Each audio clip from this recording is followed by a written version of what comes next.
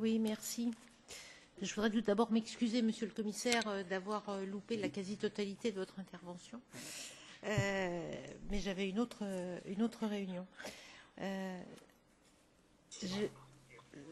Ce que j'ai surtout envie de dire, c'est que plus on avance sur le travail en la matière, que ce soit ici, à la Commission, ailleurs, comme en témoignent les rencontres que nous avons les uns et les autres, plus on sait qu'il n'y a pas de solution facile, plus on sait qu'il y a des prismes très, très différents, plus on sait que les acteurs en la matière sont particulièrement hétérogènes.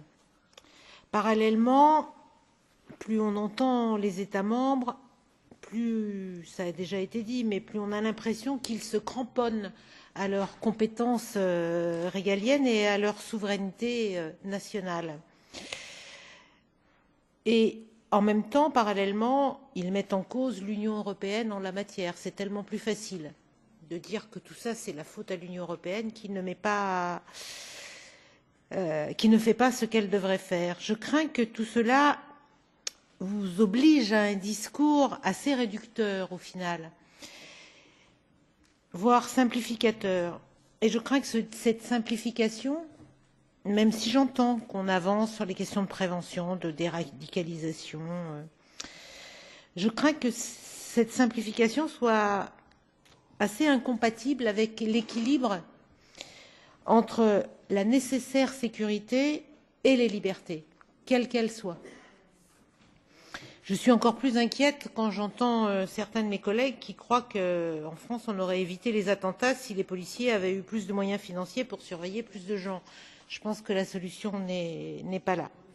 Et ma deuxième source, donc ma question c'est, parlez-nous un peu de l'équilibre entre sécurité et liberté, sécurité dans le cadre de la lutte contre le terrorisme et liberté.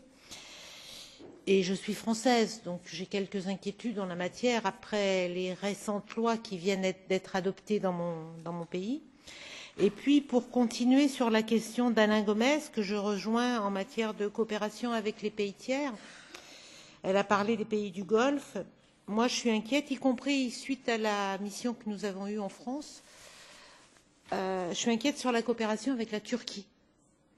Parce que nous savons tous ici que la définition du terrorisme de la Turquie est pour le moins difficile, compliquée, et qu'en ce moment, de nombreuses personnes croupissent dans les prisons turques au motif de lutte contre le terrorisme, alors qu'elles n'ont strictement rien à voir avec cela.